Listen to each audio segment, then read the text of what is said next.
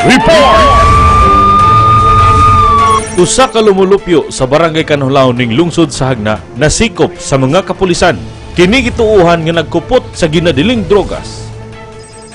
Balita karon nga naa kuno moy gidakop nga usa ka user sa Shabu.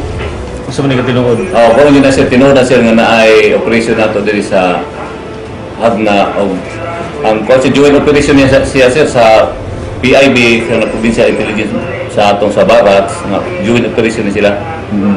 Pwede ba po nato masayran ang tibuok pa nga ni atong tawhana tawo nga nadakpan nato karong adlaw?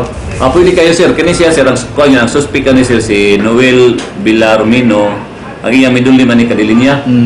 Ang iyang edad 50 years old, single, nagpuyo sa Barangay Kanulaon. Okay. Niya, mga unsang oras po ni na dakpan ni sir?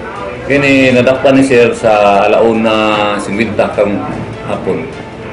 Tagalungsod din Tagahagna. Tagahagna ni, kuha na siya nagpuyo sa Barangay Kanulaon. So, dugay rin siya yung surveillance. Kanang yun siya, mura, dugay-dugay na yun ni, mga iskusa ni siya sa mga target nato diri bahingan ng mga drugs.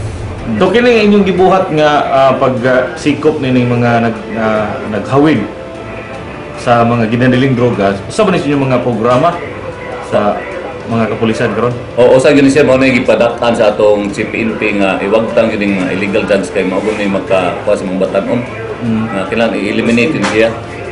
Sa inyong pagpanakop, sir, unsa may inyong mga nakuha nga mga ebidensya nga kapabugat sa iyang kaso? Sa kani sir, kani nga operation sir, ko niya siya nahitabo ni sa bypass operation yun siya sir. Nakalitan yun siya o katong na siya bugyon. Ang nakuha niya ni mga kuan tulog ka pak nga gikatuan nga siya bugyon siya. So ato karon detain. Dato ron gi-detain tanong kay kuto undergo pa man laboratory test kung tinuod ba yun nga siya bug nga katong nakuha niya.